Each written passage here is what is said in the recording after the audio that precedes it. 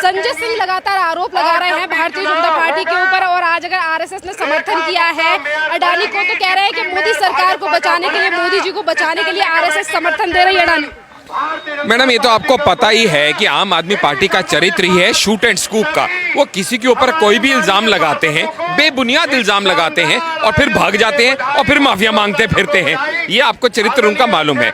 अब आप समझिएगा कि अडानी जैसा ग्रुप जो कि वर्ल्ड में इंडिया की पताका फहराने का काम कर रहा है, फिर चाहे वो श्रीलंका में हो, चाहे वो दुबई में हो, चाहे वो जाके इजराइल में हो हाइफा पोर्ट में, चाहे वो कहीं पेट्रोलियम हो, इलेक्ट्रिसिटी हो, हर जगह भारत की इकोनॉमी, भारत का नाम वो बढ़ाने का काम कर रहा है। इसे उसके ऊपर एक हिंडनबर्ग नाम की एक संस्था यूएस की, जो कि 2017 में जिसका जन्म हुआ, जिसके मात्र 5 एम्प्लॉइज हैं, ऐसी कंपनी जिसका करेक्टर ही रहा है कि किसी के ऊपर भी इल्जाम लगाती है, जो कि शॉर्ट टर्म प्लेयर है, जो कि इस तरह का काम करते हुए जानी जाती है कि वो शॉर्ट लिस्टिंग करती है, आपकी इन्वेस्टमेंट में शॉर्ट पोजीशनिंग करती है, आपके शेयर्स गिरते हैं, उसके बाद वो वही बाय करके प्रॉफिट कमाती है।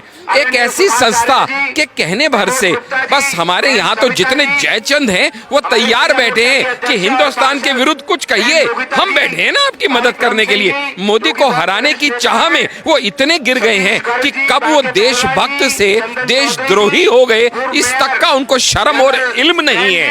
आप सोच के देखिएगा, जरा इसकी क्रोनोलॉजी को समझने का प्रयास कीजिएगा। चाइना क्या खुश होगा भारत की ग्रोथ से? G20 की प्रेसिडेंसी से क्या चाइना खुश होगा? डोकलाम में मिली हुई हार से क्या चाइना खुश होगा? हाइफा पोर्ट हाथ से निकलने से क्या चाइना खुश होगा? श्रीलंका जिसको ऑलमोस्ट चाइना निगल गया था, उसको उसके मुंह से, ड्रैगन के मुंह से खींच के वापस ले आए। कौन लाया? अडानी एंड ग्रुप लाए। इसलिए वो तो इनके टारगेट पे रहेंगे ही रहेंगे, उसमें हमें कोई दुविधा नहीं है। दुख तो होता है हमें अपने लोगों से, जो अपने देश के साथी इस समय भी।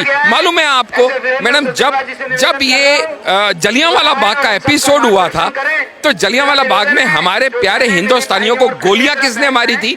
दूसरे हिंदुस्तानियों ने, जो कि ब्रिटिश आर्मी के हाथों बिक गए थे, जमीर गिरवी रख दिया था। ठीक वही आज भी हो रहा है। आज भी हमारे ही कुछ जयचंद, जो कि दूसरों के हाथ बिकी हुए ऐसे साथी, अपने ही दोस्ते के ऊपर इल्जाम लगा के अपने ही देश की अर्थव्यवस्था को बेड़ा गर्क करने में प्रयास कर रहे हैं। लेकिन चिंता मत कीजिए, ऐसा कुछ होने नहीं देंगे, क्योंकि इस देश का नेतृत्व एक इतने कुशल नेता के हाथ में है जिनका नाम मोदी जी है, और वो हिंदुस्तान को विश्व गुरु बना के रहेंगे, जितना मर्जी प्रयास कर लें। मोदी जी ने सब कुछ अडानी के हाथों में बेच दिया, अडानी देश छोड़ के कभी भी भाग सकता है। संजय सिंह ने ये तक कह दिया कि पासपोर्ट जब्त कर लीजिए अडानी। मैडम, आप ये बात समझिए, ये बेतुकी बातें करते हैं ये विपक्ष वाले, खासकर ये कांग्रेस और ये आम आदमी पार्टी वाले कहते क्या हैं, ये समझने का प्रयास कीजिए। इन्होंने ऐसा एक नैरेटिव बना दिया, देश बर्बाद हो गया, अर्थव्यवस्था खत्म हो गई। बिल्कुल नहीं हुई। इन्होंने दूसरा नैरेटिव क्या यहाँ सेट किया? LIC बिक गई, LIC का पैसा डूब गया, लोगों का पैसा अडानी खा गया। मैडम, आपको पता है LIC की टोटल जो AUM, एसेट अंडर मैनेजमेंट है, उसका लेस देन 1% अडानी के स्टॉक में लगा है, और वो भी जो 36,000 करोड़ लगाया था, आज की डेट में वो 56,000 करोड़ से ज्यादा है। यानी आज भी हम प्रॉफिट में हैं। इन्होंने इल्जाम लगाया SBI का सारा पैसा अडानी लेके भाग जाएगा। मैडम, SBI एक बैंक है, वो जब भी इनको लोन देता है ना, किसी को भी, आपको और मुझे भी, कोलेटरल सिक्योरिटीज, उसके पोर्ट्स, उसके बंदरगाह गिरवी रख के देता है, और उसका भी टोटल AUM का लेस देन 0.9% इन्वेस्टेड है। क्या झूठ बोलते हैं। यहाँ तक कि LIC की तो यूनियंस तक ने कह दिया कांग्रेस को, राजनीति करना करिए, मगर हमारी संस्था का नाम डुबोने का प्रयास मत कीजिए, वरना आप हमारी नजरों में गिर जाएंगे। ऐसे ऐसे झूठे इल्जाम लगाते हैं। इनका सिर्फ एक ही मकसद है।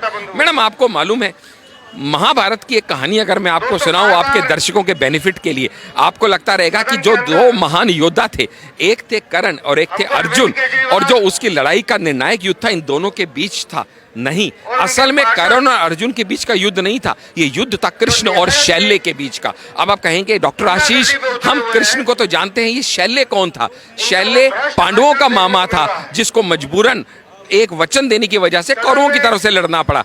और उसको सारथी बना दिया गया कर्ण का, क्योंकि वो महान सारथी था। तो जब युद्ध हुआ तो जब कृष्ण प्रोत्साहित करते थे अर्जुन को, जब वो मन में थोड़ा सोचता था मुझे युद्ध नहीं करना, मेरे अपने लोग हैं, लेकिन उसके सामने जब कर्ण खड़ा होता था युद्ध करने के लिए, तो ये शल्य उसको हतोत्साहित करता था, बैठ जा सूतपुत्र, तेरे बस का नहीं है। हमारे यहाँ भी आज हमारे देश में बहुत सारे शल्य हैं जो यही काम करते हैं। हमारी अर्थव्यवस्था बेकार है, इंडिया तो शाइन कर ही नहीं रहा, हमारी वैक्सीन बेकार है, हमारे देश का तो बेड़ा गर्क हो रहा है, चाइनीज आके हिंदुस्तानी सैनिकों को पीट रहे हैं, कुछ भी करेंगे लेकिन हमारा मनोबल गिराने का प्रयास करेंगे। ऐसे शैलियों से दूर रहने की जरूरत है भारत की जनता को, और मोदी पे विश्वास करके इस देश को विश्व गुरु बनने देने की जरूरत है मैडम।